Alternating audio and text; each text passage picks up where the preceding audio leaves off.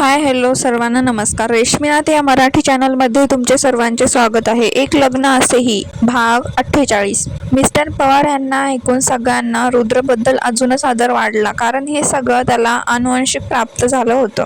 सई पण मिस्टर पवार यांचं भाषण ऐकून खूप प्रेरित झाली होती. मग एक एक करत सगळे परफॉर्मन्स होत होते. देवांश लॅपटॉप घेऊन बसला होता. त्याने राजूला अजिबात डिस्टर्ब करू नको अशी सक्त ताकीद दिली होती. बॉस, मी पण बघू का? राजू म्हणाला. अजिबात नाही, मला प्रायव्हसी हवी. नाऊ गेट आउट, देवांश म्हणाला. राजूने त्याला घुरून बघितलं आणि पुटपुटत बाहेर निघून गेला. देवांश लक्ष केंद्रित करत लॅपटॉप स्क्रीनवर बघत होता. त्याला मध्येच रुद्र दिसला, जो सईला काहीतरी इन्स्ट्रक्शन सांगत होता. रुद्र, देवांश पुटपुटला. आता सईचा परफॉर्मन्स होता. तिला स्टेजवर जायची भीती वाटत होती आणि त्यामुळे रुद्र तिला चेअर अप करत होता. रुद्रने तिला बेस्ट लक विश केलं. सई त्याला एक स्माइल देऊन स्टेजवर आली. स्टेजच्या मध्यभागी येऊन उभी राहिली. देवांश तिला भान हरपून बघत होता. रेड गोल्ड कॉम्बिनेशन असलेला लेहंगा तिने घातला होता. त्यावर रेड नेट ओढणी, केस छान स्टाईल करून थोडेसे बॅक साईडला बांधले होते आणि बाकी तिच्या पाठीवर मोकळे होते. कानात मोठे गोल्ड झुमके, कपाळावर लाल स्टोनची टिकली, गडद काजळ, त्यामुळे ते सुंदर काळेभोर टपोरे डोळे अधिकच उठून दिसत होते. त्यावर फडफड करणाऱ्या तिच्या लांब दाट पापण्या आणि कोरीव दाट भुवया, कपाळावर सुंदर बिंदी, ओठांना डार्क रेड लिपस्टिक, हातात खळखळणाऱ्या लाल भडक बांगड्या, त्यात मध्ये मध्ये सोनेरी बांगड्या, ज्यांना खालून छोटे छोटे झुमके लटकत होते. तिचा लेहंगा नाभीच्या खाली बांधलेला होता. त्यावर तिने नाजूक व्हाईट स्टोन कंबरबंद बांधला होता. त्यामुळे तिचं ते गोरं सपाट पोट खूप उठून दिसत होतं. ती समोर बसलेल्या सगळ्यांना पाहून गोड हसली आणि सगळे विद्यार्थी टाळ्या वाजवत होते. तिने मग पोझिशन घेत त्यांच्याकडे पाठ करून उभी राहिली आणि पाठीवरचे केस एका साईडला करून समोर घेतले. पाठीमागून तिचा ब्लाउजला पूर्ण डोळी होती, त्यामुळे तिची ती गोरी पाठ अधिकच उठून दिसत होती. मग तिने कमरेवर हात ठेवला आणि इकडे तिची सेक्सी कमर बघून देवांशच्या काळजाचा ठोका चुकला. गाणं वाजलं आणि सईने ताल पकडला. तुझा छंद लागला, तुझा रंग लागला, कधी कसा कुठे मला तुझा गंध लागला, असा कसा बाई मला तुझा रंग लागला. छंद लागला, छंद लागला, रंग तुझा रंग लागला. लग्न झालं त्यावेळी सई आणि आत्ताची मात्र खूप वेगळ्या होत्या. रोजच्या वर्कआउटमुळे तिचे शरीर अगदी मापात हवं त्या ठिकाणी एकदम कमाल दिसत होतं. Just wow. दिसलास जागोजाग, आले रे मागोमाग, उमटला मनभर पावलांचा पाठलाग, चटका उन्हाचा ही थंड लागला. देवांश तिचा डान्स बघून दंग राहिला.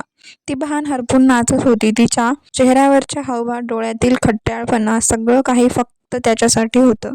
तिच्या प्रत्येक अदावर सगळी ऑडियन्स घायाळ होत शिट्ट्या वाजत होती. देवांशला खूपच जळफळाट होत होतं. तिला बघण्याचा हक्क फक्त त्याला आहे असं त्याला ओरडून सांगावं असं वाटत होतं. कधी कसा कुठे मला तुझा रंग लागला, तुझा छंद लागला, रंग लागला, रंग लागला तुझा, रंग लागला, छंद लागला तुझा, छंद लागला तुझा, छंद लागला. सई डान्स करताना फक्त देवांशला आठवत होती. तिच्या समोर ऑडियन्समध्ये फक्त तो एकटा आहे असं समजून ती बेधुंद होऊन नाचत होती. गाणं संपलं आणि सई थांबली.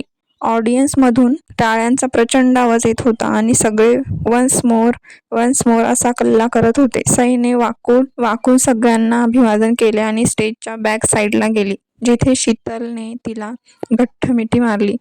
ती जाताच देवांशने गालात हसत लॅपटॉप बंद केला आणि मोबाईलवरचे तिचे फोटो पाहत होता. ईशा मयुरीला घेऊन त्याच हॉटेलमध्ये आली जिथे देवांश थांबला होता. झोपने दिव्यासहित आणि ती रिसेप्शनवर रूमच्या चावी घेत होती. राजूने ईशाला पाहिलं. त्याच्या कपाळावर आट्या पडल्या.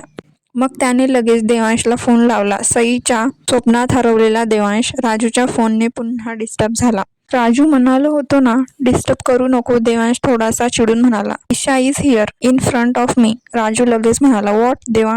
देवांश आश्चर्याने म्हणाला. येस, तिच्यासोबत तिची लहान बहीण पण आहे, राजू म्हणाला. ओके, तू वर ये, देवांश काहीतरी विचार करत म्हणाला. माझा डान्स कसा झाला?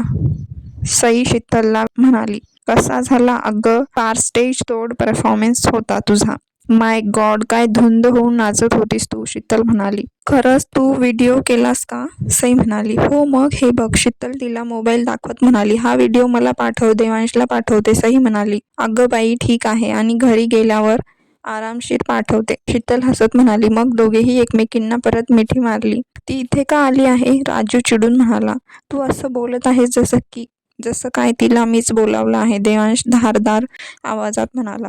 आय एम सॉरी, पण मी तुला सांगतोय ती पोरगी नक्कीच काहीतरी प्लॅन करत असणार, राजू म्हणाली. असं काही नसेल राजू, देवांश म्हणाला. हे बघ, ती आली काय गेली काय याच्याशी आपल्याला काही घेणं देणं नाही.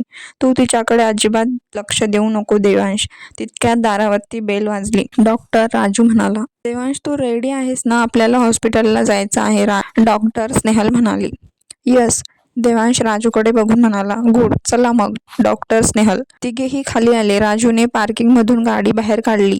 ईशा अजून रिसेप्शनवर होती. तिने देवांशला पाहिलं. तिच्या चेहऱ्यावर स्माईल आली, पण त्याच्या बाजूला उभ्या असलेल्या मुलीला बघून ईशा विचारात पडली. देवांश सोबत ही मुलगी कोण आहे?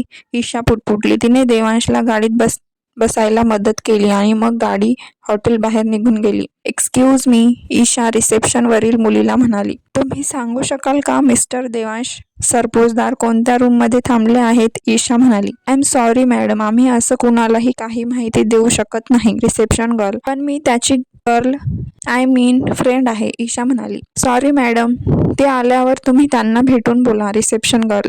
फाईन, असं म्हणून ईशा नाक मोडून तिथून निघून गेली. माहिती हवी आहे तर किंमत द्यावी लागेल, एक वेटर हळूच येऊन ईशाला म्हणाला.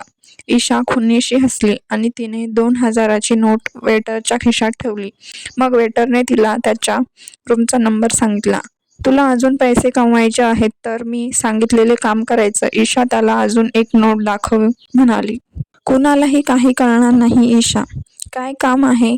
वेटर. सोपं आहे. या रूममध्ये थांबलेल्या व्यक्तीवर नजर ठेवायची आणि तो कधी आला गेला, सोबत कोण आहे मला सांगायचं, ईशा म्हणाली. Okay madam. वेटर निघून गेला. देवांश तुझ्यासाठी बघ मला काय काय करावं लागत आहे, ईशा खुन्नशी हसत म्हणाली. देवांशच्या सगळ्या टेस्ट झाल्या होत्या आणि त्याचं ऑपरेशन 2 दिवसानंतर कन्फर्म झालं. मग तो पुन्हा हॉटेलवर परतला. त्याला यायला संध्याकाळ झाली होती.